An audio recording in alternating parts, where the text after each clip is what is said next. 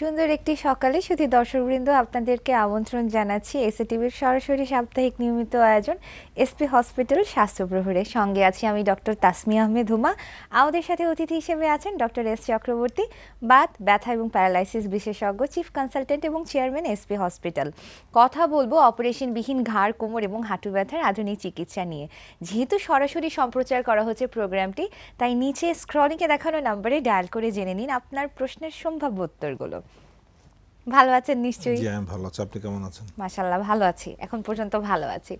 আমি আপনার কাছে আজকে প্রশ্ন করব, আমরা এই যে এত ব্যথা নিয়ে কথা বলি, ঘাড়ে ব্যথা, কোমর ব্যথা, হাঁটুতে ব্যথা, আসলে আমাদের দেহের উইক পয়েন্ট কোনটা, ঘাড়, কোমর নাকি হাঁটু? আর যদি রোগীও আসে, আপনি সবচেয়ে বেশি রোগী কোন ব্যথার পান? ধন্যবাদ। আসলে শরীরের প্রত্যেকটা পয়েন্টই উইক, মানে যেখানে ব্যথা হোক। আপনার ডান হাতে ব্যথা হলে মনে হবে বাম হাত হলে ভালো হতো, বাম হাতে হলে মনে হয় ডান হাত হলে ভালো হতো, হাঁটুতে ব্যথা হলে মনে হয় কোমর হলে ভালো হতো। আসলে কোনোটাতেই শান্তি নাই। ব্যথা হচ্ছে সবসময় মানুষকে জ্বালায়, বাট একটা মজার জিনিস, ব্যথা হচ্ছে আমাদের বন্ধু। ব্যথা কিন্তু শত্রু না, কিন্তু সবাই মনে করে ব্যথা হচ্ছে বন্ধু। ব্যথাকে যত দূরে রাখা যায়। একটা জিনিস দেখেন যে শুধুমাত্র ডেড বডির ব্যথা নাই আর প্যারালাইসিসের ব্যথা নাই, এছাড়া জীবিত থাকতে গেলে আপনার পেইন থাকবে। পেইন হচ্ছে আপনাকে সবসময় সুস্থ রাখার জন্য, পেইন সবসময় আপনার শরীরের আশপাশ দিয়ে ঘুরঘুর করে এবং বাঁচায় রাখার জন্য। কারণ শরীরে কোনো রোগ ঢুকলে একমাত্র সিমটম হচ্ছে পেইন। যত রকমের ডিজিজই হোক, তার মূল সিমটমটা কিন্তু পেইন। পেইন অ্যান্ড ফিভার, এই দুইটা দিয়েই আমরা কিন্তু ফিল করি যে আমাদের কোনো সমস্যা হচ্ছে। তো পেইনকে শত্রু মনে না করে, পেইন কেন হচ্ছে সেটাকে আমরা নিখুঁতভাবে যাচাই করে সেই সমস্যাটাকে সমাধান করব। তো আমার কাছে বেশিরভাগ রোগী এসে কোমর ব্যথা নিয়ে। কোমর ব্যথাটা কিন্তু সবচেয়ে কমন একটা প্রবলেম, এটা কিন্তু একটা ডিজিজ না। কোমর ব্যথাটাকে আমরা রোগ বলবো না, এটা একটা প্রবলেম, একটা সমস্যা। কেন? এটা মেকানিক্যাল ব্যাক পেইন সবচেয়ে বেশি হয়। আচ্ছা, ইনজুরিগত কারণে। আমাদের যে কোমরে যে ছোট ছোট ভার্টিব্রা থাকে, দুইটা ভার্টিব্রার মাঝখানে একটা করে ডিস্ক থাকে, এটা আসলে স্প্রিং এর মতো কাজ করে। আমরা যে সামনে পিছনে বাঁকা হই, এটা পলিথিনের ভিতরে যদি আমি জেল রেখে পলিথিনটা চাপ দিতে থাকি, জেলটা কিন্তু বিভিন্ন দিকে মুভমেন্ট করবে। ঠিক এইভাবে আমরা মুভমেন্ট করি। তো এই ডিস্কের ভিতরে জেল থাকে। তো যখনই আমরা সামনে ঝুঁকে, সাধারণত বেশিরভাগ কাজ করায় সামনে ঝুঁকে, বা আছাড় খেয়ে পড়ে গেলেও পেছন থেকে ইনজুরিটা হয়। সো ওই ডিস্কের যখনই ইনজুরিটা হয়, তখন ওই ফাটলটা দিয়ে বা লিকেজটা দিয়ে তখন জেলটা বের হতে থাকে। এটাকে আমরা মেকানিক্যাল প্রবলেম বলি। যত হাঁটা চলা করে জেল তত বেশি বেরোয় এবং নার্ভের চাপ পড়ে, ব্যথা বেড়ে যায়। প্রথমে দেখা যায় কোমরে ব্যথা আছে, কোমর থেকে আস্তে আস্তে পায়ের দিকে ছড়ায় যাচ্ছে, পা ঝিঝি ধরে যাচ্ছে, একসময় পা অবশ হয়ে যেতে পারে। এটা হচ্ছে মেকানিক্যাল ব্যাক পেনের কারণে হয়। সো মোস্ট অফ দ্য পেশেন্টে কিন্তু কোমর ব্যথা নাই এমন মানুষের সংখ্যা খুবই কম। সো কোমর ব্যথা একটা কমন প্রবলেম এবং কোমর ব্যথা থেকে অনেক অনেক প্রবলেম ফেস করতে হয়। হ্যাঁ, আমাদের কাছে আসলে পেশেন্ট আসে কিন্তু যে হাঁটু ব্যথা, গোড়ালিতে ব্যথা, আবার ব্যথার প্রবলেমটা এইভাবে বলে যে কয়েকদিন কোমর ব্যথা ছিল, এখন কোমর ব্যথা নেই, হাঁটুতে আসছে। কয়েকদিন পর বলে হাঁটুতেও ব্যথা ছিল, ওইটাও নাই, এখন গোড়ালিতে আসছে। তো অনেকে চিন্তা করে এরপরে পায়ে দিয়ে বের হয়েই যাবে বোধহয় ব্যথাটা। না, বেরোবে না, আরও বাড়তে থাকবে, আস্তে আস্তে পাটাকে অবশ করে দিবে। আসলে কোমর থেকে ব্যথা, আমরা বলি যে কোমরে যত বেশি ব্যথা থাক, রোগ কিন্তু ছোট থাকে। আর কোমরে যত ব্যথা কমতে থাকে, নিচের দিকে সরতে থাকে, রোগ তত বড় হতে থাকে। মানে ব্যথা কমে যাচ্ছে ঠিকই, কিন্তু রোগটা কিন্তু বড় হচ্ছে। তো আস্তে আস্তে কি হচ্ছে, ব্যথার পার্সেন্টেজটা কমে যাচ্ছে, কিন্তু পাশাপাশি সেন্সেশনটা কমে যাচ্ছে, শক্তিটা, উইকনেসটা কমে যাচ্ছে। তো আস্তে আস্তে আস্তে আস্তে ব্যথাটা যখন চলে যাবে, পাটা অবশ করে দিয়ে যাবে। তো তখন কি হবে, প্যারালাইসিস। আমার রোগটা অনেক বড় হয়ে গেল। সো এই কারণে ব্যথা বেশি থাকা ভালো। ব্যথা বেশি থাকলে আমাদের সুস্থ করতে কম সময় লাগে। যখনই ব্যথার পরের স্টেজে চলে যায়, ঝিঝি বা নামনেস বা অবশ, তখন কিন্তু সময় বেশি লাগে, রোগীর কষ্টও বেশি হয়, বাট ব্যথা পার্সেন্টেজ কমে যাচ্ছে। সো এই কারণেই ব্যথা কখন কী জন্যে আসে, এটা কিন্তু স্পেশালিস্টরা বুঝতে পারবে যে কোন ব্যথাটা ভালো, কোন ব্যথাটা খারাপ লক্ষণ। তো রুগীরা মনে করে কোমরে প্রচণ্ড ব্যথা ছিল, তো অনেক দিন ওষুধ খাওয়ার পরে এখন বলে যে না, আমার কোমর ব্যথা মাশাআল্লাহ ভালো হয়ে গেছে, সে খুব খুশি, কিন্তু পাটা তো ভার লাগে। তার মানে তার যে রোগটা অনেক খারাপ হয়ে গেল, সে কিন্তু বুঝতে পারে নাই। কিন্তু আমি তো বুঝতে পারলাম যে সর্বনাশ, এরপরে ভার লাগে, এরপর তো প্যারালাইসিস হয়ে যেতে পারে। সো এই যে ব্যথা কমে গিয়ে পা ভার লাগে, রোগ কিন্তু ভালো হয়নি, রোগ খারাপ হয়ে গিয়েছে। সো রোগীদেরকে তখন আমরা বোঝাই যে রোগটা খারাপের দিকে চলে যাচ্ছে, এবং এমআরআই করলে দেখা যায় যে মেজর ডিস্ক প্রলাপস হয়ে রয়েছে এবং আস্তে আস্তে কিন্তু তার নার্ভটাকে ছিঁড়ে ফেলছে, কর্ডটাকে ছিঁড়ে ফেলবে, কর্ড ছিঁড়ে ফেললেই প্যারালাইসিস হয়ে যাবে। সো ব্যথা বেশি ভালো, কম ব্যথার থেকে বেশি ব্যথা ভালো। বেশি ব্যথা হলে দ্রুত ভালো করা যায়। আর ব্যথা যত অটোমেটিক যদি কমে যায়, তাহলে বুঝতে হবে এটা ইনজুরি করে কমে যাচ্ছে, এবং নামনেস যদি বাড়ে বা জিজি বাড়ে, সেই জন্য আসলে বিশেষজ্ঞ বুঝবে যে ব্যথা সিগন্যালটা কেন দিচ্ছে, ভালো লক্ষণ খারাপ লক্ষণ। এই জন্য রোগীদেরকে যত দ্রুত সম্ভব চিকিৎসকের শরণাপন্ন হতে হবে। দোকান থেকে ওষুধ কিনে কিনে সময় নষ্ট করা ঠিক হবে না। আচ্ছা, রেফারেল সিস্টেমের উপর একটু কথা বলি। কোমর ব্যথার রোগী যখন আসে বা আসবে, তারা আসলে কোন ডিপার্টমেন্টে যাবে? অর্থোপেডিক্সে যাবে, নিউরোমেডিসিনে যাবে, নিউরোসার্জারিতে যাবে, না ফিজিওথেরাপিতে যাবে? আসলে ওরা প্রথমে কোথায় যাবে? জি। অ্যাকচুয়ালি একজন কোমর ব্যথা রোগী প্রথমে যে কোনো তার আশপাশের যে কোনো একজন চিকিৎসকের কাছে যাবে। সে একজন জেনারেল প্র্যাকটিশনার্স হতে পারে, একজন অর্থোপেডিক্স হতে পারে, কিন্তু প্রথম যার কাছে যাক তার দায়িত্ব হচ্ছে রোগটাকে আইডেন্টিফাই করা, যেটা মেকানিক্যাল পেইন না প্যাথোলজিক্যাল পেইন। যদি প্যাথোলজিক্যাল পেইন থাকে তাহলে সেটা কারেকশন করতে হবে। যেমন টিউমারের জন্য ব্যথা হতে পারে, তাহলে টিউমার অপারেশন করতে হবে, তাহলে নিউরোসার্জন বা অর্থোপেডিক সার্জনের কাজ। যদি দেখা যায় টিবির কারণে হচ্ছে তাহলে টিবির ট্রিটমেন্ট করতে হবে, পাশাপাশি অবশ্যই ফিজিওথেরাপি লাগবে। আর যদি মেকানিক্যাল প্রবলেম আছে তাহলে direct physiotherapy. First choice of treatment হচ্ছে ফিজিওথেরাপি, কারণ আপনি পেইন কিলার দিয়ে সময় নষ্ট না করে, হ্যাঁ আপনি একটা দুইটা পেইন কিলার দিতে পারেন, একদিন দুই দিন তিন দিন দিতে পারেন, কিন্তু যখনই দেখা যায় আপনি 6 মাস পেইন কিলার খাওয়াচ্ছেন, 1 বছর পেইন কিলার খাওয়াচ্ছেন, আপনি বুঝবেন যে এই ব্যথা কখনোই ভালো হবে না এই পেইন কিলারে, এবং আস্তে আস্তে এই পেন কিলারের কারণে তার কিডনি নষ্ট হতে পারে। তাহলে আমি তো আসলে রোগীকে ক্ষতিগ্রস্ত করছি। তাহলে রোগীকে ফিজিওথেরাপিতে সেন্ড করা, একজন ফিজিওথেরাপি স্পেশালিস্টকে পাঠালে সে ডিসিশন নেবে ফিজিওথেরাপি দিয়ে কীভাবে ঠিক করতে হবে। সেখানে বেড রেস্ট লাগতে পারে, হসপিটালাইজেশন রাখতে পারে, সেলফ ট্রিটমেন্ট হতে পারে, আমরা এডুকেশন দিয়ে দিচ্ছি, শিখিয়ে দিচ্ছি, তো বিভিন্নভাবে অ্যাঙ্গেলে আমরা তাদেরকে সুস্থ করতে পারবো। সো এই জন্য আসলে ব্যাক পেইন যদি প্যাথোলজিক্যাল না থাকে তাহলে সরাসরি ফিজিওথেরাপি ট্রিটমেন্টের মাধ্যমে সেটাকে ভালো করে ফেলা সম্ভব। যদি প্যাথোলজি থাকে, প্যাথোলজি কারেকশন করেও কিন্তু ফিজিওথেরাপি দিতে হবে, কারণ long time back pain suffer করার কারণে কিন্তু তার বডির আনফিট হয়ে যাচ্ছে, ফিটনেস ফল করছে। সো যদি সে ওষুধ খেয়ে বা অপারেশন করে টিউমারটাকে রিমুভ করে সে যদি সুস্থ হওয়ার চেষ্টা করে, সে সুস্থ হবে না। এরপরে কী হবে, হাঁটু ব্যথা শুরু হবে, কারণ তার মাসেল উইকনেস আছে, মাসেল কিন্তু দুর্বল। সো যে কারণে তাকে ফিজিওথেরাপি কিন্তু মাস্ট। এই জন্য কোমর ব্যথা, হাঁটু ব্যথা, ঘাড় ব্যথা রোগী হলো যে ট্রিটমেন্টই হোক ফিজিওথেরাপি অবশ্যই দিতে হবে।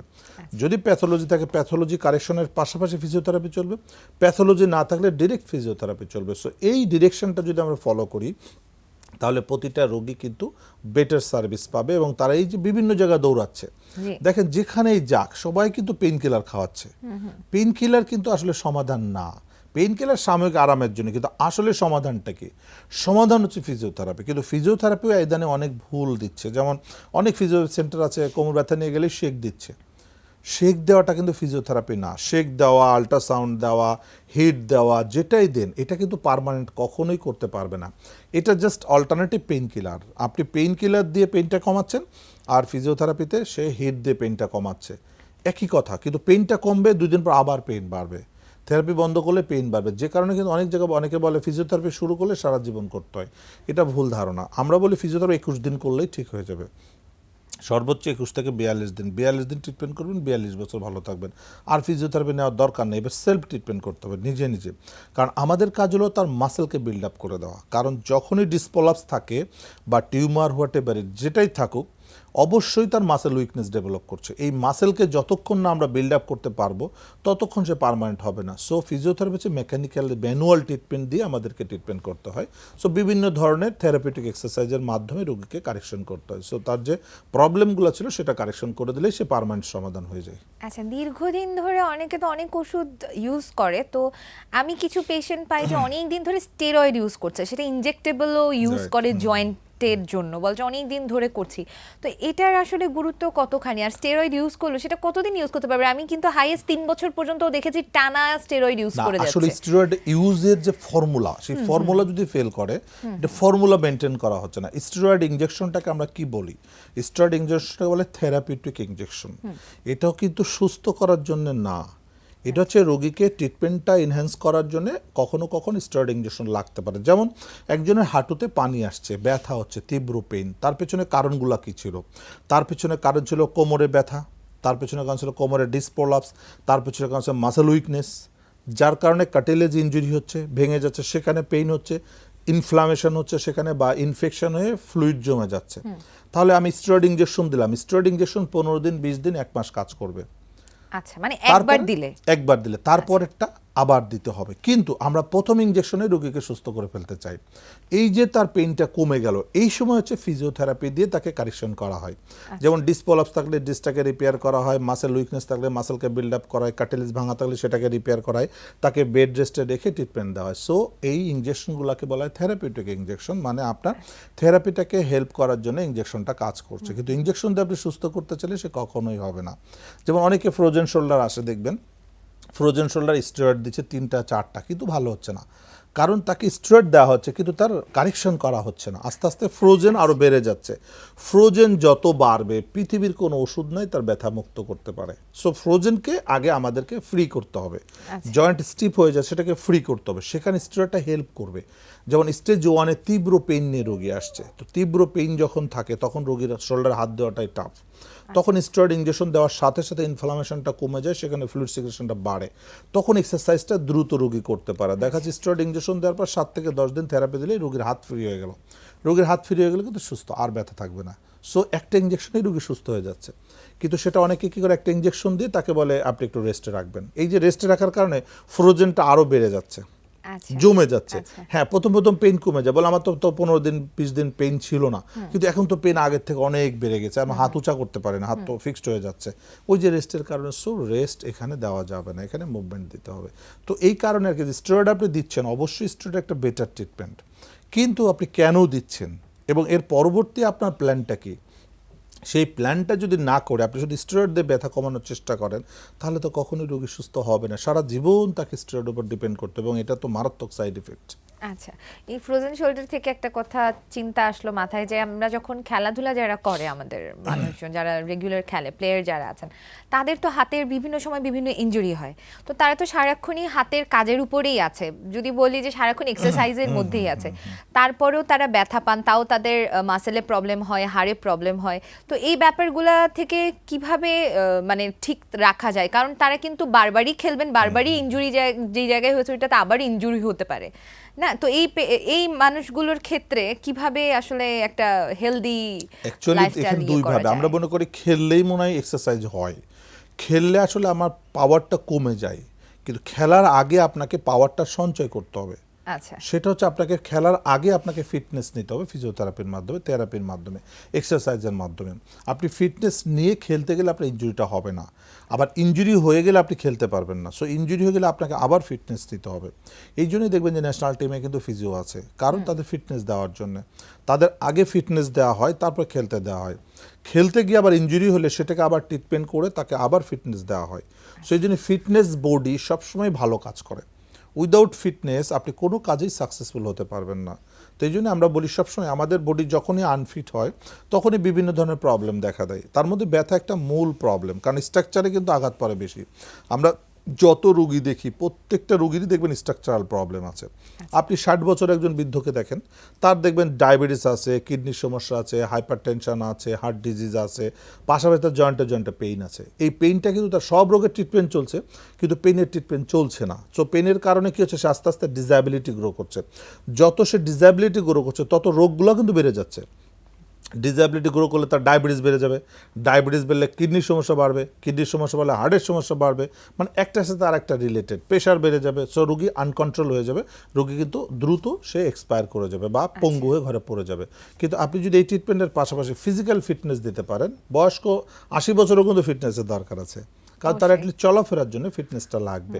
তো তখন যদি বডির ফিটনেস দেওয়া হয়, আপনি যখন ফিটনেসটা গ্রো করবেন, আপনি 5 ওয়াক্ত নামাজ পড়বেন, সকালে 1 ঘন্টা হাঁটবেন, বিকালে 1 ঘন্টা হাঁটবেন, ঠিক আছে? বয়স্ক মানুষ পারবেন, অবশ্যই পারবে, 80 বছরও কিন্তু সম্ভব।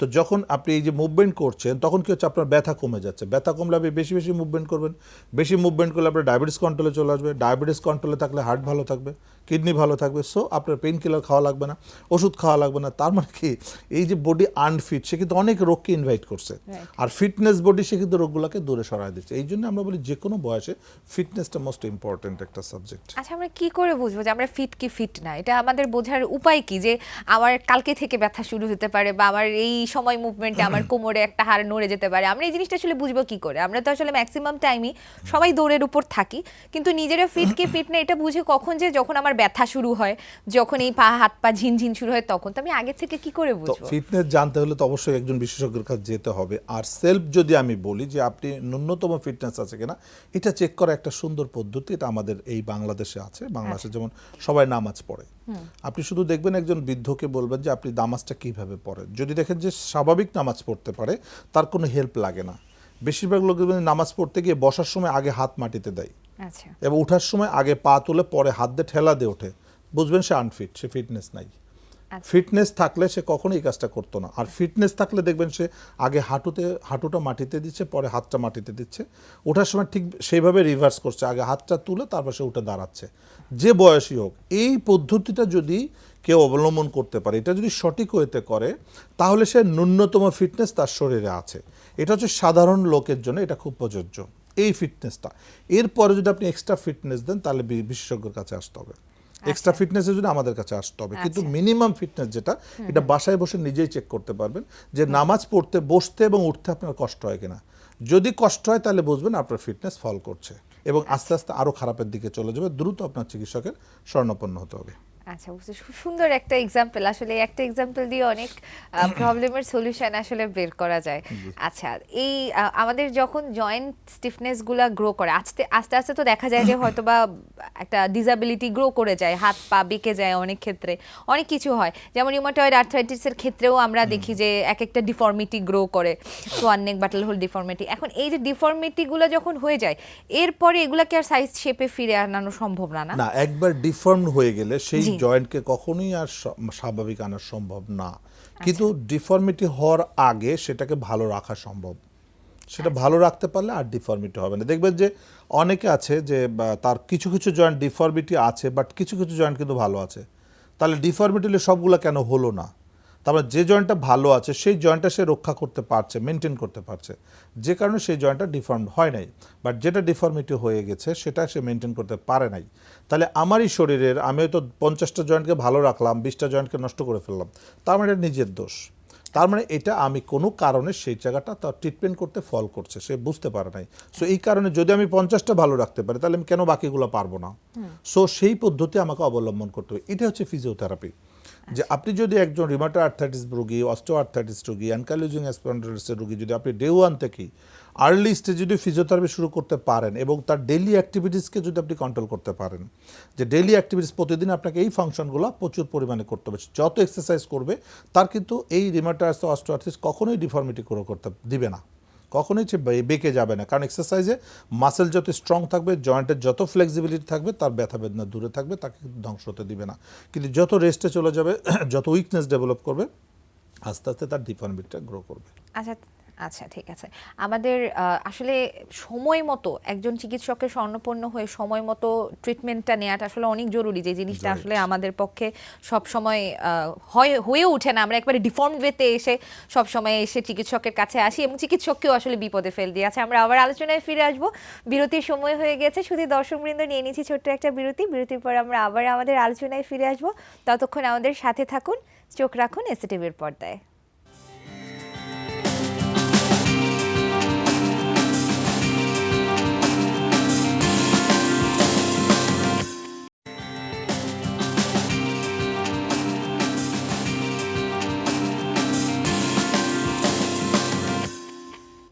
বিরতির পর ফিরে এলাম এসটিভির সাপ্তাহিক সরাসরি আয়োজন এসপি হসপিটাল স্বাস্থ্য প্রহরে। কথা বলছিলাম অপারেশনবিহীন ঘাড়, কোমর এবং হাঁটু ব্যথার আধুনিক চিকিৎসা নিয়ে।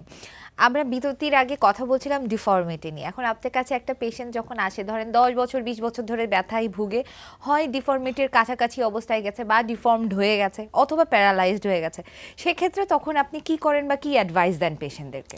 আসলে ডিপেন্ড করবে তার সিমটম, যে তার কতটুকু ড্যামেজ হয়েছে। যেগুলো ড্যামেজ হয়ে যায় সেগুলোকে তো আর কভার করা যায় না।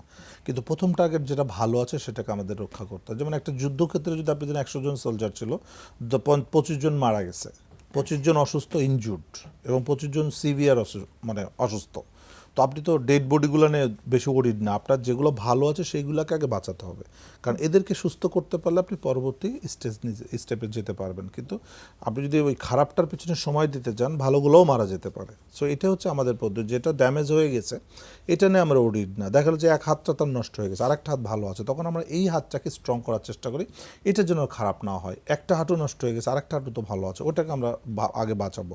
কারণ যদি ট্রিটমেন্ট আমরা না করি তাহলে ওটাও খারাপ হবে।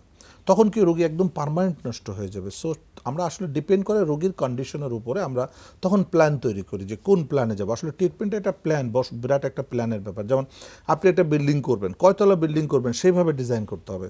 আপনি টিনের ঘর করবেন না বিল্ডিং করবেন সেটার উপর ডিজাইন করতে হবে। তো ডিজাইনটা আসলে ট্রিটমেন্টের একটা ডিজাইন, এটা একটা ডিজাইন করি আমরা। পেশেন্টের আগে সিমটম দেখি, তার কমপ্লেনগুলো শুনি, তার কষ্টগুলো আমরা ফিল করি, তারপর আমরা ইনভেস্টিগেশনগুলো করি, রোগটা আইডেন্টিফাই করি কী কী সমস্যা আছে। কারণ একটা রোগীতে একটা রোগ নিয়ে আসেন, অনেকগুলো মাল্টিপল কমপ্লিকেশন নিয়ে আসছে। তারপরে আমরা একটা ডিজাইন করি যে আমরা কোন ট্রিটমেন্টে যাব, তাকে কি বেড রেস্টে রাখবো না মুভমেন্টে দিব, হসপিটালে রাখবো না। তারপর ডিজাইন করে রোগীর সাথে কথা বলে তারপর ট্রিটমেন্ট করি এবং সেইভাবে স্যাটিসফ্যাক্টরি। কারণ পেশেন্টকে যদি আমি আগে থেকে না বলি যে কী ভালো করব, কোনটা হবে, কতটুকু হবে, পেশেন্টকে যদি এক্সপ্লেন না করি তাহলে পেশেন্টের এক্সপেকটেশনটা কিন্তু অন্যরকম হয়ে আমরা যাবে। ট্রিটমেন্ট নিয়ে আবার কথা বলবো, একটা ফোন চলে এসেছে, নিয়ে নিচ্ছি। হ্যালো দর্শক, জি আপনার নাম এবং বয়স বলে প্রশ্নটি করুন। হ্যালো, আসসালামু আলাইকুম। ওয়ালাইকুম আসসালাম। আমার নাম মোহাম্মদ আবুল কালাম আজাদ।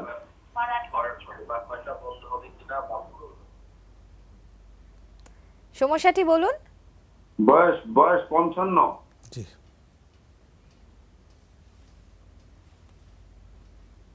আপনার কষ্টটা কি বলুন। আমার কষ্ট হচ্ছে যে আমার দুটো হাঁটুর মধ্যে ব্যথা, আচ্ছা, প্রচুর ব্যথা। আমি নামাজ পড়তে পারি না। আমি টয়লেটে গেলে আপনার টয়লেট করতে হয়, আপনার এটা হাই কমিটে। জি, নামাজ পড়তে গেলে চেয়ার অথবা মোড়ায় হয়ে নামাজ পড়তে হয়। আবার মাঝে মাঝে নামাজও পড়তে পারি, কষ্ট করে, খুব কষ্ট করে, কারণ চেয়ারে নামাজ পড়া তো দেয় না, আমাকে কষ্ট করে পড়তে হয়। যাক, আর আমার দুই হাতের কেনিতে খুব ব্যথা। জি, দুই হাতের কেনির উপরে যে একটা হাড় থাকে, গুপ্ত হাড়, ওই হাড়ের ভিতরে ব্যথা। তারপরে আপনার এসি জয়েন্ট যে রিপস, ডান হাতের যে ইয়েটা, রিপসের ভিতরে ব্যথা। আর মেরুদণ্ড যে 11 যে 12 L1 L4 জি, জয়েন্টে খুব ব্যথা, এবং জি 11 জি 12 ফ্র্যাকচার। আচ্ছা। কত আমি তো কতদিন যাবত ব্যথা হচ্ছে আপনার?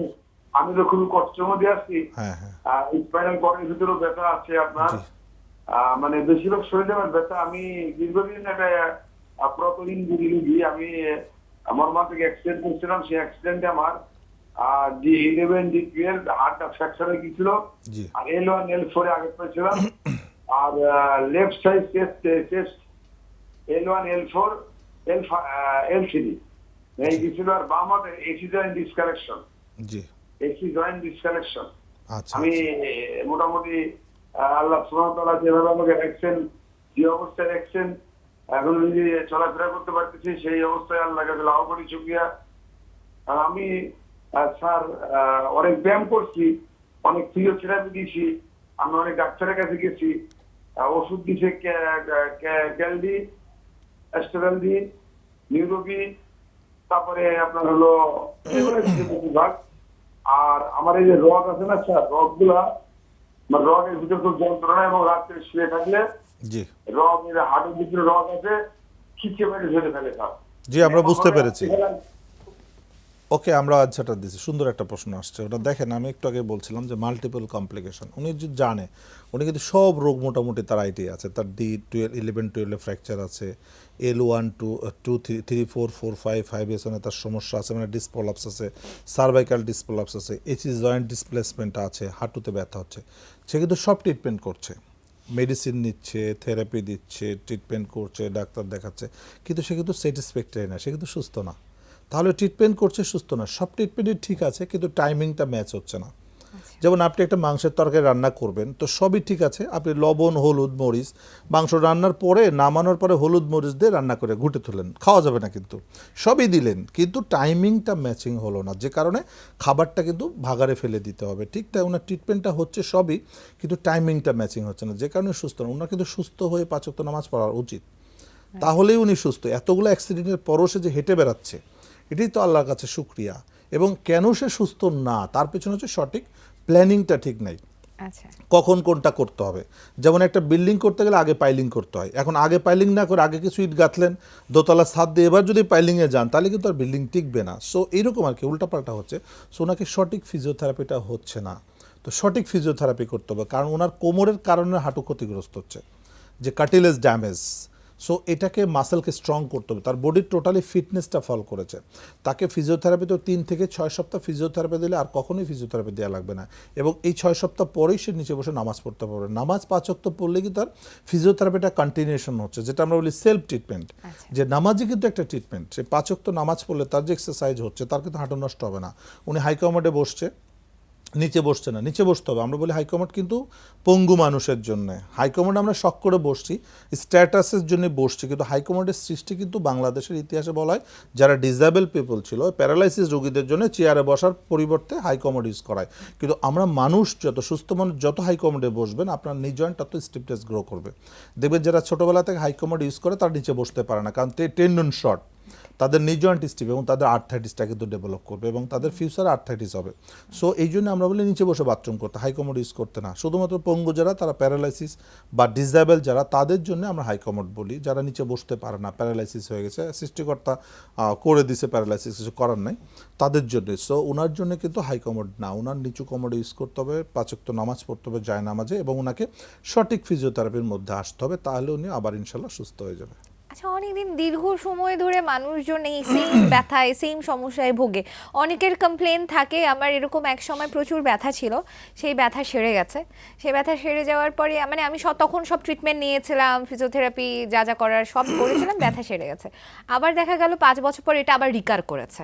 তো প্রশ্ন থাকে পেশেন্টদের যে এটা কি আমার মানে কখনোই পুরোপুরি ভালো হবে না, এরকম কি খালি আমার 2-3 বছর পর 4 বছর পর পর আবার বারবার আমি এটাতে ভুগবো কিনা? না, অ্যাকচুয়ালি ব্যথা এটা হচ্ছে মানুষের বোঝার কনসেপশনের ভুল, যে ব্যথা তো ব্যথা একই রকম। 5 বছর আগেও ব্যথা ছিল, এবারও ব্যথা। এখন 5 বছর আগে কোমরে ব্যথার জন্য যে কষ্ট ছিল, এখন হাঁটু ব্যথার জন্য একই কষ্ট। বাট প্রবলেমটা কোথায়, একই জায়গায় আসছে কিনা।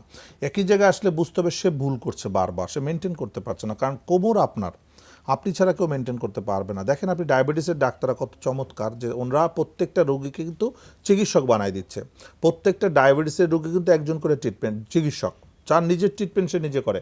কখন ইনসুলিন দিতে হয়, ইনসুলিন কখন কমাইতে হবে, কখন বাড়াইতে হবে, নীল হলে কি করতে হবে, বাড়লে কি করতে হবে, কমলে কি করতে হবে, সে কিন্তু সব জানে। এটা কিন্তু এক্সপ্লেন করা আছে, এটা কিন্তু তাকে মোটিভেশন করা এবং কাউন্সেলিং করে বোঝাই দেওয়া আছে, যার ফলে তারা ট্রিটমেন্ট ঠিক মতো নিচ্ছে এবং সুস্থ আছে। এবং যেসব ডায়াবেটিস রোগীরা এটা মেনটেন করতে পারে না, তারাই কিন্তু মারা যাচ্ছে, তাদের কিডনি ড্যামেজ হয়ে যাচ্ছে, চোখ নষ্ট হয়ে যাচ্ছে, হার্ট ডিজিজ হয়ে যাচ্ছে, কারণ ইনকন্ট্রোল, মানে কন্ট্রোল করতে পারছে না। সো যারা নিজেদের দোষে নিজেরা কিন্তু বিপদে পড়ছে। ঠিক তাই ব্যথা রোগীরাও তাই, কোমর ব্যথা নিজের দোষে আপনি বাড়াইতে পারেন, কিন্তু আমার প্রথম দায়িত্ব হচ্ছে আপনাকে বোঝাই দেওয়া, এক্সপ্লেন করে দেওয়া, যে আপনাকে এই এক্সারসাইজগুলো সবসময় করতে। আমরা প্রতিদিন কিন্তু কিছু না কিছু এক্সারসাইজ করছি কাজের মাধ্যমেই। সো সেই এক্সারসাইজ, যেমন আপনি 5 ওয়াক্ত নামাজ পড়ছেন, একজন বললে হাঁটুতে একটু ব্যথা, সে আর নিচে বসা বন্ধ করে দিল, চেয়ারে বসে নামাজ পড়ছে, একটু কষ্ট হচ্ছে, আরে বাবা একটু কষ্ট করে পড়েন, দেখবেন ভালো হয়ে গেছেন। একটু ব্যথা হলে আপনি কেন, কোন ব্যথাতে আপনি মুভমেন্ট করবেন, কোন ব্যথাতে মুভমেন্ট করবেন না, সেটা জেনে নেন। যেমন আপনি পড়ে গেছেন, আঘাত পেয়েছেন, সেখানে ব্যথা হচ্ছে, আঘাতের ব্যথা সেখানে এক্সরে না করে মুভমেন্ট করা উচিত না। কিন্তু হঠাৎ করে দেখবেন একদিন হাঁটুতে একটু ব্যথা হচ্ছে, আপনি নাড়াচাড়া দেন, দিলেই ব্যথা ভালো হয়ে যাবে। সো সেলফ ট্রিটমেন্ট করতে হবে। এই কারণে আসলে যে লং টাইম ব্যথায় সাফার করছে, ভালো হওয়ার পর আবার ব্যথা হচ্ছে, এটা রোগীদের নিজেদের কিছু ভুল থাকে। সেই ভুলগুলো আপনাকে আগে বুঝতে হবে, সেগুলো কারেকশন করলে কিন্তু আপনি ভালো থাকতে পারবেন। ভালো থাকাটা খুব ডিফিকাল্টিস, অসুস্থ হওয়া খুব সহজ, কিন্তু ভালো থাকাটা খুব টাফ। সো ভালো থাকার জন্য চেষ্টা করে যেতে হবে।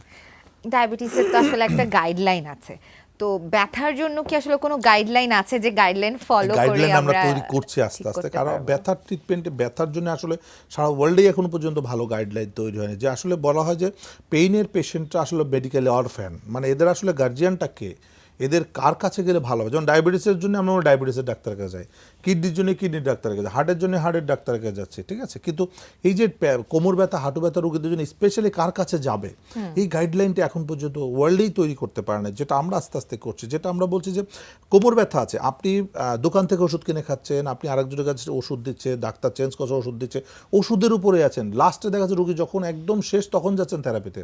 তাহলে কেন সব কিছু শেষ করার পর থেরাপিতে, এত ওষুধ খাওয়ার পর কেন থেরাপি দিতে যাচ্ছেন? ফার্স্টে কেন না ডে ওয়ানে যদি থেরাপিটা দিতেন, মাঝখানে যে সময়টা নষ্ট হলো, যে এত ওষুধ খেয়ে আপনি ক্ষতি করলেন, সেটা হতো না। তো প্রথমেই আপনি থেরাপি দেন, ফিজিওথেরাপি স্পেশালিস্টের কাছে যান, সেখানে যায় যদি দেখেন যে সেখানে টিউমার আছে, সে ডায়াগনোসিস করুন, টিউমার থাকলে সে সেন্ড করবে সার্জারিতে। ফিজিওথেরাপি যখন ফেল করবে ডাইরেক্ট সার্জারিতে চলে যাবে। সো সার্জারি সাজেস্ট করবে একজন ফিজিওথেরাপি স্পেশালিস্ট যে না এটা ফিজিওথেরাপি সম্ভব না, সো তার সাজেশনের উপর ডিপেন্ড করে চলে যাবে সে সার্জারিতে। কারণ সার্জারি তো যে কোনো মুহূর্তে সময় করা সম্ভব, সার্জারি করাটা কিন্তু অসম্ভব কিছু না। ভালো ছোট ডিস্কও সার্জারি করা যেতে পারে, বড় ডিস্কও সার্জারি করা যেতে পারে, কিন্তু ফিজিওথেরাপি দিয়ে যদি আমি ছোট বড় সবগুলোই ভালো করতে পারি তাহলে কে সার্জারি চায়, কে অপারেশন করতে চায়? সার্জনরাও কিন্তু বলে আপনি আগে ফিজিওথেরাপি করে আসেন, ফিজিওথেরাপি করে আসলে অপারেশন করব, যদি ফিজিওথেরাপিতে ভালো না হয় উনিও কিন্তু করছে না, তাহলে কিন্তু আপনি কেন 14 জায়গায় দৌড়াচ্ছেন? তাহলে আমাদের প্রত্যেকে সেই ব্যাপারে আসলে সতর্ক হতে হবে যে কোমর ব্যথা রোগী, হাঁটু ব্যথা রোগী প্রথমে ডায়াগনোসিসটা খুব জরুরি। ডায়াগনোসিস করিয়ে আপনি ফিজিওথেরাপি অ্যাটেন্ড করেন না, ফিজিওথেরাপিতে ভালো না হলে তখন আপনি সার্জারিতে যান। আর ফিজিওথেরাপি ভালো হলে সার্জারি যাওয়ার দরকার নেই, কারণ ব্যথা রোগী তো প্রচুর, আপনি কতজনকে সার্জারি করবেন? হাঁটু ব্যথা, হাঁটু কতজনকে রিপ্লেস করবেন? প্রচুর রোগী আছে। সো এই কারণে সবাইকে বাঁচাইতে গেলে আমাদেরকে এই পদ্ধতিটা অ্যাটলিস্ট মেনটেন করা উচিত। ধন্যবাদ। আমরা আবারও আলোচনায় ফিরে আসবো, বিরতির সময় হয়ে গেছে। শুধু দর্শকবৃন্দ নিয়ে নিচ্ছি একটা ছোট্ট বিরতি, বিরতির পর আমরা আবার ফিরে আসবো। ততক্ষণ আমাদের সাথে রাখুন, চোখ থাকুন এসএটিভির পর্দায়।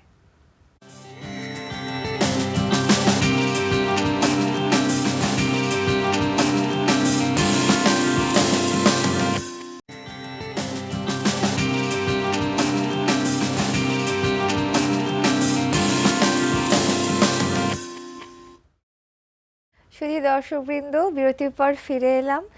এসএটিভির সরাসরি আয়োজন এসপি হসপিটাল স্বাস্থ্য প্রহরে। আমরা অনুষ্ঠানের একেবারে শেষ ভাগে চলে এসেছি, তাই জলদি জলদি স্ক্রলিংয়ে দেখানো নাম্বারে ডায়াল করে জেনে নিন আপনার প্রশ্নের সম্ভাব্য উত্তরগুলো।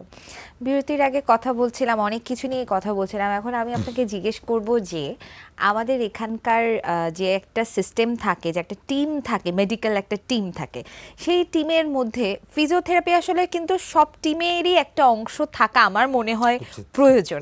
এখন এটা কি আসলে সব জায়গাতে, সব হসপিটালে এরকম একটা টিম ওয়ার্ক কি আসলে পাওয়া যায়? এখন কিছু কিছু হসপিটালে চালু আছে, বাট সব জায়গায় এখনো সম্ভব হয়নি। তবে বড় বড় হসপিটাল কিছু কিছুতে বাংলাদেশে চালু হয়ে আছে ফিজিওথেরাপি একটা টিম। যেমন এখন করোনার যে আইসিইউতে ফিজিওথেরাপি কিন্তু চেস্ট থেরাপি কিন্তু একটা বড় বড় পার্ট, যে প্রত্যেকটা রোগীকে চেস্ট থেরাপি দিলে কিন্তু তাদের অক্সিজেন স্যাচুরেশনটা বাড়ানো সম্ভব হচ্ছে। সো তারা কাজ করছে, বাট সব জায়গায় কেন দেওয়া হয়নি। সরকারি অনেক হসপিটালে এখনো পর্যন্ত ফিজিওথেরাপি অ্যাভেলেবেল না। আসলে ফিজিওথেরাপিটা দরকার, প্রত্যেকটা মেডিকেল কলেজ, প্রত্যেকটা হসপিটালের প্রত্যেকটা ইউনিটেই একজন করে ফিজিওথেরাপি স্পেশালিস্ট দরকার। প্রত্যেকটা রোগীকেই কিন্তু রিহ্যাব করার প্রয়োজন আছে। এমনকি একজন সিজারের রোগী, একটা গাইনি রোগী আফটার ডেলিভারি, তার কিন্তু ফিজিওথেরাপি দরকার। তাহলে কী হবে? পরবর্তী আর কোমর ব্যথাটা হবে না। কারণ দেখা যায় একটা বাচ্চা ডেলিভারি হয়েছে, এরপরে মা তাকে দুধ ব্রেস্ট ফিডিং করাচ্ছে, খাওয়া দাওয়া করাচ্ছে, এরপরে কিছু তার ব্যাক পেন হচ্ছে। এই ব্যাক পেনের কারণে কিন্তু তার অনেক আর্থিকভাবে সে ক্ষতিগ্রস্ত হচ্ছে। হয়তো অফিস থাকলে অফিসে যেতে পারছে না, বাসায় ঠিকমতো কাজ করতে পারছে না, পেইন কিলার খেয়ে সময় নষ্ট করছে, বিভিন্ন জায়গায় চিকিৎসা করে করে টাকা নষ্ট করছে। সো যদি সে প্রথমেই ডে ওয়ান থেকে একটা দুইটা ফিজিওথেরাপি সে একটা সাজেশন নিয়ে যেত, বাসায় গিয়ে এটা মেনটেন করলে, ফিজিওথেরাপি মানে কিন্তু সবসময় চেম্বারে গিয়ে থেরাপি দেওয়া না। ফিজিওথেরাপি মানে হচ্ছে সেলফ ট্রিটমেন্ট। আপনাকে শিখাই দেওয়া হচ্ছে, আপনি বাসায় গিয়ে মেনটেন করবেন, তাহলে কিন্তু পরবর্তী নির্দেশনাগুলো সে ফলো করবে ঠিকমতো। তাহলে কিন্তু আর্থিকভাবে ক্ষতিগ্রস্ত হবে না, সামাজিকভাবে সে দুর্বল হবে না, সে আরও স্ট্রং থাকবে, সুন্দর সার্ভিস দিতে পারবে, সংসারের সার্ভিস দিতে পারবে, অফিসে সার্ভিস দিতে পারবে, দেশের জন্য সার্ভিস দিতে পারবে। সো আমাদের সুস্থ রাখার জন্য প্রত্যেকটা জায়গায় ফিজিওথেরাপি স্পেশালিস্ট দরকার আছে। এমনকি জেনারেল হসপিটালগুলোতে প্রতিটা রোগী দেখা যাচ্ছে একজন 60 বছরের বৃদ্ধ ডায়াবেটিসের জন্য হসপিটালে বেড রিডেন, 60 বছর, তার অন্য কোনো সমস্যা নেই, ডায়াবেটিস জন্য বিছানায় শুয়ে আছে। এখন ডায়াবেটিস কন্ট্রোলে আনতে আনতে সে শুয়ে থাকার কারণে তার ফিটনেস আরও ফল করলো, পরবর্তীতে তার হাঁটু ব্যথা শুরু হলো, কোমর ব্যথা শুরু হলো। তাহলে সে যখন বেড রেস্টে ছিল ডায়াবেটিস কন্ট্রোল করার জন্য, তখনও তার ফিজিওথেরাপি দরকার। একটা হয়তো ডায়াবেটিস, একটা বৃদ্ধ রোগী হয়তো হার্টের জন্য হসপিটালে ভর্তি আছে, তার কিন্তু ফিজিওথেরাপি লাগবে। বা অন্য যে কোনো অপারেশনের জন্য হসপিটালে ভর্তি আছে, তার pre operative, post operative physiotherapy তো খুবই ইম্পর্টেন্ট। সো প্রতিটা রোগীর জন্যে, আমাদের দেশে প্রতিটা রোগীর জন্য যদি আমরা একটা ফিজিওথেরাপি দিতে পারি, একটা দিন সাজেশন দিতে পারি, সে কিন্তু বছরের পর বছর ভালো থাকতে পারবে। সো এই কারণেই অ্যাভেলেবিলিটি দরকার, যেটা আমাদের দেশে না থাকার কারণে এইভাবে অনেক রোগী আরও ক্ষতিগ্রস্ত হচ্ছে। ফিজিওথেরাপিস্ট যাতে বৃদ্ধি পায় বা অ্যাভেলেবিলিটি যাতে বাড়ে, সেই জন্য আসলে আপনারা যেহেতু পাইওনিয়ার এই সাবজেক্টের, আপনারা তাহলে কি স্টেপ নিলেন, মানে কি করছেন না, এখন? আসলে বাংলাদেশে এখন যেমন 8-9টা ইনস্টিটিউটে ফিজিওথেরাপি কোর্স চালু আছে, ব্যাচেলর অফ ফিজিওথেরাপি ঢাকা ইউনিভার্সিটির আন্ডারে এবং অন্যান্য ইউনিভার্সিটির আন্ডারে। রাজশাহীতে আছে, যশোর বিজ্ঞান ও প্রযুক্তি বিশ্ববিদ্যালয় আছে। আমরা recently Dhaka college of physiotherapy চালু করলাম ঢাকা বিশ্ববিদ্যালয়ের আন্ডারে। এই বছর থেকে আমাদের স্টুডেন্ট ভর্তি শুরু হয়েছে। এই বছর আমরা ফার্স্ট ব্যাচ নিচ্ছি। তো এইভাবে আস্তে আস্তে আমরা চেষ্টা করছি। গভর্নমেন্টও কলেজ অফ ফিজিওথেরাপি করার কথা আছে, সময় সুযোগ হলে করবে, চেষ্টা করছে। আসলে যদি ফিজিওথেরাপিটা 20 বছর আগে, আমি 2001 সালে যখন পাশ করেছিলাম তখন যে পর্যায়ে ছিল, এখন তার চেয়ে অনেক অনেক বেটার, অনেক ভালো পর্যায়ে চলে আসছে। আশা করি আরও 20 বছরের মধ্যে এটা অনেক বড় হবে, কারণ একটা প্রফেশনকে তো আসলে 10-20 বছরে 100% সাকসেসফুল করা সম্ভব হয় না, এটা অনেক সময় লাগে। রিসেন্টলি ফিজিওথেরাপি কাউন্সিল তৈরি হয়ে গেছে, যেটা রিহ্যাবিলিটেশন কাউন্সিলও ছিল না, যেটা 45 বছর ধরে কাউন্সিলের জন্য অনেক যুদ্ধ অনেক কিছু করে একটা কাউন্সিল কিন্তু 2018 সালে আমরা তৈরি করেছি, যেটা জাতীয় সংসদে পাশ করে। তো এই যে আস্তে আস্তে আস্তে একটা করে একটা স্টেপ বাই স্টেপ আমাদের ডেভেলপমেন্ট হচ্ছে, তো এটা হবে, আস্তে আস্তে হয়ে যাবে অ্যাবিলিটি। কিন্তু এখনও যা আছে সেখান থেকেও যদি নিয়ে সব জায়গায় যেখানে 10 জন দরকার সেখানে একজনকে নিতে হবে, নিয়ে এইভাবে সবাইকে এগিয়ে আসতে হবে এবং প্রত্যেকটা জেনারেল হসপিটালে একটা করে ফিজিওথেরাপি আসলে ডিপার্টমেন্ট রাখতে থাকা হবে। উচিত। আচ্ছা, আমরা একটা ফোন নিয়ে নিচ্ছি। হ্যালো দর্শক। আসসালামু আলাইকুম। ওয়ালাইকুম আসসালাম, আপনার নাম এবং বয়স বলে প্রশ্নটি করুন। জি, আমার নাম আবুল কালাম, বয়স 38, যাত্রাবাড়ি, ঢাকা থেকে বলছি। আপনার টেলিভিশনের ভলিউমটি একটু কমিয়ে দিন আর সমস্যাটি বলুন।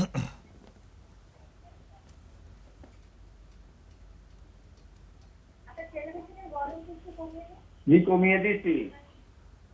আপনার সমস্যা বলুন, আমরা শুনতে পাচ্ছি। স্যার, আমার কোমরের সমস্যা, জি, মাজায় সমস্যা, আমি হাঁটতে পারি না, পায়ে কোনো শক্তি পাইতেছি না। আচ্ছা আচ্ছা। কতদিন সমস্যা হচ্ছে? সমস্যা স্যার 1 বছর ধরে এই সমস্যাটা দেখা দিচ্ছে। আপনি কি কোনো ডাক্তার দেখিয়েছেন? কি ডাক্তার দেখে এসেছি, মানে করছি, বলছে যে নার্ভের সমস্যা আমার। আপনি কি এমআরআই করেছেন? যে এমআরআই করছি। তা এখন কি ট্রিটমেন্ট দিয়েছে? ট্রিটমেন্ট এমনি কোনো ট্রিটমেন্ট নেই, হালকা ওষুধ দিয়েছিল যেটা খাইলে আমি, পরে আমার বলছিল থেরাপি নেওয়ার জন্য, কিন্তু আমি থেরাপি নেই স্যার। কেন থেরাপি দেন না কেন? আপনার টেলিভিশনে দেখে আপনার সাথে কথা বলে আপনার ওই জায়গায় আসতে গেছেন। আচ্ছা, কিন্তু এতদিন নেন নাই কেন আপনি? 1 বছর ধরে কেন ওয়েট নেই না করছেন? স্যার, নেই, এলাই নেই আর কি। আচ্ছা, ধন্যবাদ, আমরা উত্তরটা দিচ্ছি। আর আপনি আসলে আমাদের সাথে দেখা হবে ইনশাআল্লাহ। তো যেটা হলো, তার কিন্তু এমআরআই করা আছে এবং বলছে নার্ভের সমস্যা। আসলে এখানে দুইটা ওয়েতে সমস্যাটা বলা হয়। এটা সরাসরি নার্ভের সমস্যা আমরা বলবো না, নার্ভকে সমস্যায় ফেলানো হচ্ছে। ডিসপ্রোলাপস হয়ে ডিস্কের নার্ভকে আঘাত করছে। নার্ভের সমস্যা কিন্তু ডিফারেন্ট থিং, অন্য জিনিস, যেমন motor neuron disease, this is নার্ভের সমস্যা। আর এটাকে বলবো মেকানিক্যাল প্রবলেম, মানে সে নার্ভকে আঘাত করে নার্ভকে ইনজুরি করে দিচ্ছে, ফলে আস্তে আস্তে পাটা অবশ্যই আসতেছে, হাঁটতে পারছে না। 1 বছর ধরে সে কষ্ট পাচ্ছে। 1 বছরের ট্রিটমেন্ট রোগের সমস্যা থাকার কথা না। এটা আমরা বলি 21 থেকে 42 দিন চিকিৎসা করলে এটা 100% ভালো হয়ে যাওয়ার কথা। তাহলে 1 বছর কষ্ট পাচ্ছে কারণ বিভিন্ন ধরনের গাফিলতির কারণে। তাকে বলেছে তার ট্রিটমেন্ট কিন্তু হয়ে যাওয়ার কথা ছিল, কিন্তু উনি যে কোনো কারণেই ট্রিটমেন্ট রিসিভ করতে পারে না, এই জন্য সে সাফার করছে। তো দর্শক, আমি সাজেস্ট করবো যে আপনার এটা ফিজিওথেরাপির মধ্যে ভালো করা সম্ভব, তবে দেখতে হবে যে ডিসটা কতটুকু বের হয়েছে, সেটার উপর ডিপেন্ড করবে আমাদের ট্রিটমেন্ট প্ল্যানটা, পরবর্তী প্ল্যানটা আমরা কীভাবে করব। ধন্যবাদ আপনাকে। আচ্ছা, কোন মানে ডিস্কের কোন পর্যায়ে প্রোল্যাপস গেলে আপনারা তখন বলেন যে এটা অপারেশন করা লাগবে? কারণ মানুষের কিছু জিনিস দেখি যে বলে যে ফিজিওথেরাপি নিয়েছি, ব্যথা যায় নাই, এখন ইন্ডিয়া যাচ্ছি চিকিৎসার জন্য। বাট এই জিনিসটা কেন হয়? সবাই দেশের বাইরে গিয়ে চিকিৎসা নিচ্ছে। ফিজিওথেরাপি ভুল দিচ্ছে। যেখানে আমাদের অনেক ফিজিওথেরাপি সেন্টার আছে যেখানে কোনো কোয়ালিফাইড ফিজিওথেরাপিস্ট নাই। অনেকে আছে হয়তো কারো চেম্বারে কাজ করছো, সে একটা চেম্বার দিয়ে বসে আছে। কারণ আমাদের যেহেতু এখন পর্যন্ত কন্ট্রোলিং নাই, ফিজিওথেরাপি সেন্টারগুলোকে নিয়ন্ত্রণ করার জন্য এখন পর্যন্ত কোনো অথরিটি নাই যে কাদের তা সেখানে ফিজিওথেরাপি সেন্টার দিতে গেলে সেখানে কোন টাইপের ফিজিওথেরাপিস্ট লাগবে, সেই কন্ট্রোলিং না থাকার কারণে সেখানে কোনো কোয়ালিফাইড থেরাপিস্টই নেই। তো একটা রোগী কোমর ব্যথা নিয়ে যাচ্ছে, গেলে একটু থেরাপি দিয়ে দিচ্ছে, 300, 400, 500 টাকা নিচ্ছে, 10 দিন দিচ্ছে, দেওয়ার পর রোগী আরও ব্যথা বেড়ে যাচ্ছে, কারণ এই যে জার্নিতে আসা যাওয়া করছে এর ফলে আরও খারাপ হচ্ছে। সো আসলে তার ট্রিটমেন্টটা কোনভাবে করা উচিত একজন বিশেষজ্ঞ সেটা কন্ট্রোল করবে এবং সেটা প্ল্যান তৈরি করবে। আচ্ছা, আমরা প্ল্যানে আবার আসবো, একটা ফোন নিয়ে এর মধ্যে। হ্যালো দর্শক। হ্যালো, ওয়ালাইকুম আসসালাম, আপনার নাম এবং বয়স বলে প্রশ্নটি করুন। হ্যাঁ জি, আমি গাইবান্ধা থেকে বলছিলাম। আমার নাম সানাউল হক, আমার বয়স হচ্ছে 48 বছর। জি, আপনার সমস্যাটা বলুন। আমার সমস্যাটা হচ্ছে স্যার, আমার এই যে কোমরে একটু ব্যথা আছে, আমার তো ডায়াবেটিস ধরা পড়ছিল, কিন্তু ডায়াবেটিসে লেভেল ঠিক আছে, কিন্তু আমার বুকে এই সাইড গুলো দুই সাইডে রক গুলো একটু ব্যথা করে, হাঁটলে দুই হাত গুলন ব্যথা করে, গলা পর্যন্ত ব্যথা করে রক গুলন। এই অবস্থায় আর কি চললে তখন একটু অতিরিক্ত গ্যাসও হয়, আবার ঢেকুশও হয় আর কি। কোনো ট্রিটমেন্ট করেছেন এই ব্যথার জন্য? ব্যথার জন্য ট্রিটমেন্ট এই নিউরোলজি ডাক্তারকে দেখাইছিলাম, উনি কিছু ব্যথার ওষুধ দিয়েছিল। আচ্ছা, দেওয়ার পরে দেখি জিনিসটা আরো একটু প্রেশারটা একটু বাইরে যায়, আচ্ছা তখন ওষুধগুলো খাওয়া একটু বন্ধ করে দিছি আর কি। আচ্ছা আচ্ছা আচ্ছা। কেন ব্যথা হচ্ছে সেটাকে আপনি জানেন, যে ব্যথার কারণটা কি? না, উনি বলছিল যে আমার নাকি ওই যে গলায় বাঁকানো হাড় নাকি একটু শর্ট হয়ে গেছে, আচ্ছা, আচ্ছা। কমে গেছে, ওই কারণেই গ্যাপটা একটু শর্ট হয়েছে, ওই কারণে আচ্ছা রক্ত আচ্ছা, চলাচল বুঝতে একটু পেরেছি। জি জি জি জি, আমরা বুঝতে পেরেছি। ধন্যবাদ সুন্দর একটা প্রশ্নের জন্য। আর যেটা বলেছে সেটা ঠিক আছে, যে তার গ্যাপটা ছোট, শর্ট হয়ে গেছে, তার মানে কি তার ডিস্ক প্রলাপস হয়ে গেছে। আমাদের যে ভার্টেব্রার যে জয়েন্টগুলো থাকে, একটা হাড়ের সাথে আর একটার মাঝখানে একটা ডিস্ক থাকে, তো দুইটার যখন কাছাকাছি চলে যায় বুঝতে হবে ওখান থেকে একটা জেল বের হয়ে গেছে, যে কারণে জেলটা চ্যাপটা হয়ে হাড়টা কাছাকাছি চলে আসছে। তাহলে ব্যথাটা হাড়টা কাছাকাছি আসার জন্য না, ব্যথাটা হচ্ছে জেলটা বের হয়ে যাওয়ার জন্য। জেলটা বের হয়ে গেছে, নার্ভে চাপ দিচ্ছে, তারপরে সে যত মুভমেন্ট করবে ব্যথা বাড়বে। পেইন কিলার খাওয়ার কারণে তার সমস্যা বেড়ে যাচ্ছে। আসলেই পেইন কিলার তো এটা সমাধান না, এটা সমাধান হচ্ছে ওই ফাটাকে রিপেয়ার করতে হবে, আইদার তাকে রেস্টে থাকতে হবে অথবা ফিজিওথেরাপি দিয়ে সেটা সেলফ ট্রিটমেন্টও করা সম্ভব। যদি ইনজুরি সামান্য হয় তাহলে তাকে এক্সারসাইজ শিখাই দিলে সে নিজে করলে ভালো হয়ে যাবে। যদি বেশি মেজর ডিসপ্রলাপস হয় সেক্ষেত্রে তাকে রেস্টের দরকার আছে, কারণ সেক্ষেত্রে নাড়াচাড়া যত করে তত ডিসপ্রলাপস বাড়তে থাকে। কারণ ঘাড়ে যদি ডিসপ্রলাপস থাকে, আমরা জানি গোসল করতে গেলেও বাড়ে, সো তাকে গোসলটাও বন্ধ করতে হবে। খাইতে বসলে বাড়ে, কারণ ঘাড় নাড়া খাচ্ছে, যত নাড়াচাড়া দিবেন, একটা ফাটা জিনিসকে যত নাড়াচাড়া দিবেন ও তত বড় হবে। ওকে রেস্টে রাখবেন, সে জোড়া নিয়ে নেবে। এমনকি আপনি বাসায় যদি শুধু শুধু শুয়েও থাকেন তবু সে ভালো হয়ে যাবে। এটা আসলে কাউন্সেলিং করার বিষয়টা। আমরা আগে রোগীর এমআরআই করে আমরা দেখতে চাই যে কতটুকু ডিসপ্রলাপস আছে, রোগী নিজে চোখে দেখবে। রোগীকে দেখানোর পর রোগীকে আমরা বুঝাই দিই আপনি এইভাবে ট্রিটমেন্টটা করলে এটা রিপেয়ার হয়ে যাবে, রিপেয়ার হলে সুস্থ হয়ে যাবেন। তো দর্শক, আমি আপনাকে সাজেস্ট করবো আপনি একজন ফিজিওথেরাপি স্পেশালিস্টকে দেখে একটা এমআরআই করে দেখেন আগে ডিসপ্রলাপস আছে কিনা, কতগুলো আছে, দেন ফিজিওথেরাপি দেন, ইনশাল্লাহ ভালো হয়ে যাবেন। পেইন কিলার খেয়ে সাময়িক কমানো যেতে পারে, বাট এটা ভালো হবে না। ধন্যবাদ আপনাকে। আমাদের আরেকটা ফোন চলে এসেছে। হ্যালো দর্শক। হ্যালো, আসসালামু আলাইকুম। ওয়ালাইকুম আসসালাম। আপনার নাম এবং বয়স বলে সমস্যাটি বলুন। আমি হচ্ছে ওই স্যারের সাথে একটু কথা বলতে চাচ্ছিলাম ম্যাডাম। জি বলেন, আমরা শুনতে পাচ্ছি। হ্যাঁ, আমি বলতে চাচ্ছি যে দীর্ঘদিন ধরে আমার কোমরে ব্যথা, হাঁটু ব্যথা হয়।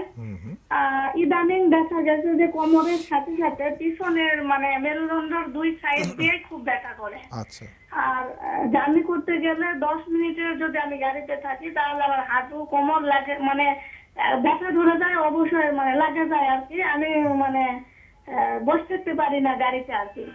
এই ক্ষেত্রে আমার করণীয় কি যদি একটু বলতেন। কতদিন যাবত আপনার ব্যথা হচ্ছে? অনেকদিন, দীর্ঘ 5-6 বছর। আপনি কোনো ট্রিটমেন্ট করেছেন কি, কোনো চিকিৎসা নিয়েছেন? না, এমনি হাসপাতালে গেলে একটু ব্যথার বড়ি দেয়, ক্যালসিয়াম বড়ি দেয়, এই খাই আর কি। আপনার ওজন কত কেজি? ওজন হচ্ছে 46 কেজি 500 গ্রাম। ধন্যবাদ আপনাকে। আমরা উত্তরটা দেখেন, ওজন মাত্র 46 কেজি, তার মানে সে কিন্তু ওভারওয়েট না, আন্ডারওয়েট, underweight। বাট তার ব্যথা আছে, কারণ তার ফিটনেস নাই। সে কিন্তু ওভারওয়েট আছে, তার কাছে কিন্তু সে ওভারওয়েট। তার 46 কেজি ওজন হলো, তার পায়ের শক্তি আছে দেখেন 30 কেজি।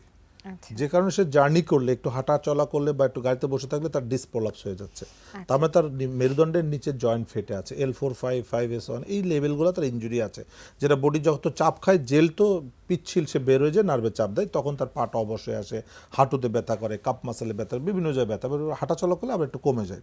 এটা আসলে ফিজিওথেরাপি করলেই ভালো হয়ে যাবে। তো তার আগে একটা এমআরআই করে দেখতে হবে। দর্শক, আমি আপনাকে সাজেস্ট করব আপনি একজন ফিজিওথেরাপি স্পেশালিস্টকে দেখায় কোমরে একটা এমআরআই করে দেখেন কতগুলো ডিসপ্রলাপস আছে। নিজের চোখে না দেখা পর্যন্ত ট্রিটমেন্ট করলে এটা ভালো হয় না, এই জন্য নিজের চোখে দেখতে হবে। দেখার পর যদি মেজর ডিসপ্রলাপস থাকে তাহলে সেক্ষেত্রে আপনাকে রেস্টে থাকতে হবে 21 থেকে 42 দিন। যদি মাইনর ডিসপ্রলাপস থাকে সেক্ষেত্রে রেস্ট দরকার নেই, এক্সারসাইজ করলে ইনশাল্লাহ ভালো হয়ে যাবে। ধন্যবাদ আপনাকে। আচ্ছা, 21 দিন বা 42 দিন আপনি সাজেস্ট করেন আসলে কতদিন মেইনলি? 21 থেকে 42 দুইটাই। মেন কথা, মেজর ডিসপ্রলাপস হলে 21 দিন আমরা বলি হসপিটালে থেকে নিজে নিজে করেন, সেটা 60 থেকে 80% ইমপ্রুভ হয়ে যায়, বাট 100% না। আচ্ছা। বাকি 21 দিন সেলফ করবে রোগী, কারণ আমরা চাই রোগীকে ডিপেন্ডেন্ট করতে, নিজের সেলফ ডিপেন্ডেন্ট। কারণ সে যদি সবসময় আমাদের দিয়ে ট্রিটমেন্ট করতে থাকে তাহলে সে অলস হয়ে যাবে, সে কিন্তু আর নিজে নিজে করবে না। যে কারণে 21 দিন হসপিটাল থেকে বাকি 21 দিন বাসায় করলে যথেষ্ট। আচ্ছা, তারপরে আজকে আমার কনসেপশনটা ক্লিয়ার হলো রোগীদের। ট্রিটমেন্ট প্ল্যান কিন্তু 42 ডেজ, কারণ 42 42 দিনের আগে এটা সম্পূর্ণ সুস্থ হয় না, এই কারণে আমরা 42 দিনের ট্রিটমেন্ট বাট 21 দিনে আমরা করে দিই, আচ্ছা। বাকি 21 দিন রোগী নিজেই করতে পারবে। বুঝছি, ধন্যবাদ। আমরা আরেকটা ফোন নিয়ে নিচ্ছি। হ্যালো দর্শক, হ্যালো, শুনতে পাচ্ছেন? হ্যালো, জি হ্যালো, আপনাকে শোনা যাচ্ছে। আপনি আপনার নাম এবং বয়স বলে প্রশ্নটি আমার নাম করুন। এনজি পাল, আমি উত্তরা থেকে বলছি। জি। আমার ওয়াইফের ও বয়স হলো 68। ওর বাম পায়ের থোড়াতে বেশ ব্যথা, আচ্ছা। এই 3-4 দিন থেকে, মানে হাঁটতে অসুবিধা হচ্ছে। জি জি জি। কোনো চিকিৎসা করেছেন? না, এখন আপাতত কোনো চিকিৎসা করানো হয়নি। আচ্ছা, এর আগে কি ব্যথা ছিল ওনার কোমরে বা হাঁটুতে? কোমরে ব্যথা হয়, সেটা তো স্যাক ট্যাক দিয়ে আচ্ছা আচ্ছা ইয়ে আচ্ছা। করা হয়েছে। এখন কোমর থেকে এটা থায়ে চলে গিয়েছে, এই তো হাঁটতে কোমর কষ্ট থেকে। হচ্ছে। জি। ওরকম প্রচন্ড ব্যথা কোমরে ছিল না। আচ্ছা আচ্ছা আচ্ছা। এখন যেটা সমস্যা হচ্ছে পায়ের থোড়াতে বেশ ব্যথা, বাম পায়ের থোড়া। জি, বুঝতে পেরেছি আমরা। ধন্যবাদ আপনাকে, আমি উত্তরটা দিচ্ছি। ওনার কোমরে ব্যথা ছিল, মৃদু পেইন ছিল, তার মানে ডিসপোলাপ ছিল। মৃদু পেইন মানে ডিসপোলাপ ছিল, এখন সেটা আরও বেড়ে গেছে। বেড়ে যাওয়ার কারণে তার তীব্র পেইন হচ্ছে থাই, কারণ থাই মাসেলে যে হঠাৎ করে পেইন হয়, এটা বেশিরভাগ ক্ষেত্রে বা 99% ক্ষেত্রে আপনার কোমর থেকে আসছে, লাম্বার রিজন থেকে আসছে। কারণ আমাদের পায়ে যেখানেই ব্যথা হোক, অটোমেটিক যদি কোনো পেইন আসে তাহলে বুঝতে হবে এটা নার্ভাস সিস্টেমের কারণেই আছে। কিছু কিছু ক্ষেত্রে ব্লাড সার্কুলেশনের জন্য হতে পারে, বাট সেটার পার্সেন্টেজ খুবই কম, কিন্তু নার্ভের কারণে মোস্ট অফ দ্য পেশেন্ট আসছে। এবং তার একটা হিস্ট্রিও আছে, তার ব্যাক পেইন ছিল। সো এটা কোমরে এমআরআই করতে হবে এবং কোমরে ফিজিওথেরাপি করলে এটা ভালো হয়ে যাবে। কোমরের ট্রিটমেন্ট করতে হবে, থায়ের না। অনেক আছে থায়ের এক্স রে করে, থায়ের এমআরআই করে, থায়ে কিছু পাবে না। আর থায়ে যে পেইনটা হচ্ছে এটা সম্পূর্ণ নার্ভের কারণে আসছে, এবং এই পেইনটা কমে বাড়ে। দেখা যাচ্ছে এই কমে গেল আবার বাড়লো, শুয়ে থাকলে ভালো লাগে, বেশিক্ষণ শুয়ে থাকলে আবার বেড়ে যায়, তখন হাঁটলে ভালো লাগে, বেশিক্ষণ হাঁটলে আবার বেড়ে যায়, তখন শুইলে ভালো লাগে।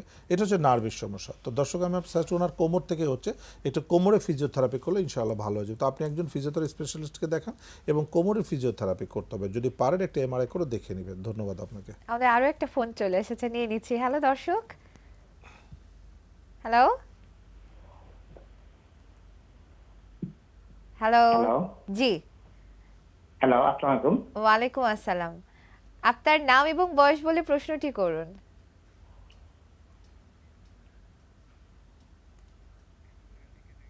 আচ্ছা, লাইনটা বোধহয় কেটে গেছে। যাই হোক, আমরা কথা বলছিলাম এই যে ব্যথার ট্রান্সফার এক এক জায়গায় এক এক রকম ভাবে, মানুষের ভাষাগুলো কিন্তু ডিফারেন্ট। এই যে আজকে আমি নতুন শুনলাম যে থোড়ায় ব্যথা, হ্যাঁ, আমাদের কিন্তু জিনিসটা বুঝতেও কিন্তু কষ্ট হয়। এক একজনের এক এক ধরনের প্রেজেন্টেশন বিভিন্নভাবে, যেমন বলে মাংস বেড়ে গেছে, হাড্ডি বেড়ে গেছে, রগে চাপা খেয়েছে, কত রকমের কথা না। এই কথাগুলো আসলে বুঝাটাও কিন্তু টাফ। রাইট, এই বোঝাটাই আসলে এটা লোকাল ল্যাঙ্গুয়েজ ইউজ করে নাকি, এই জন্য আমাদের অনেক ল্যাঙ্গুয়েজ সম্পর্কে আমাদের ধারণা থাকতে হয়।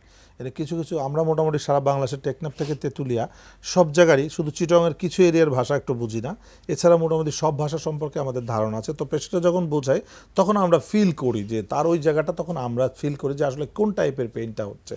আসলে পেশেন্টের কষ্টটাকে আমরা যখন নিজেরা ফিল করি তখন আমরা ট্রিটমেন্টটা ভালো মতো দিই এবং রোগী সুস্থ হয়। এটা হচ্ছে একটা বড় তা ঠিক, এটাকে আমরা এমপ্যাথি বলি না, আমরা যে হ্যাঁ আমরা ব্যথা। সিম্প্যাথি, অনেকে মনে করে সিম্প্যাথি নাই ডাক্তার, আর সিম্প্যাথি না, কিন্তু এমপ্যাথি করতে হবে, কারণ এমপ্যাথি ছাড়া একটা পেশেন্টকে সুস্থ করা কিছুতেই সম্ভব না।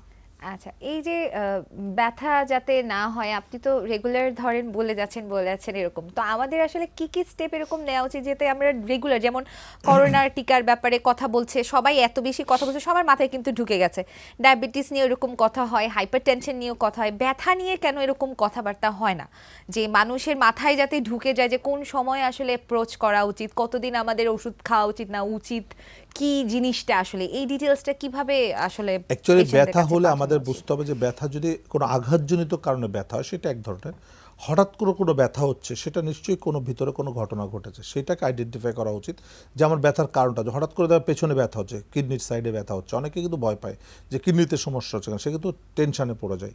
বুকে ব্যথা হচ্ছে বাম পাশে বা ডান পাশে, সাথে সাথে ভয় পেয়ে যায়। কিসের ভয়? যে হার্টের সমস্যা হচ্ছে কিনা।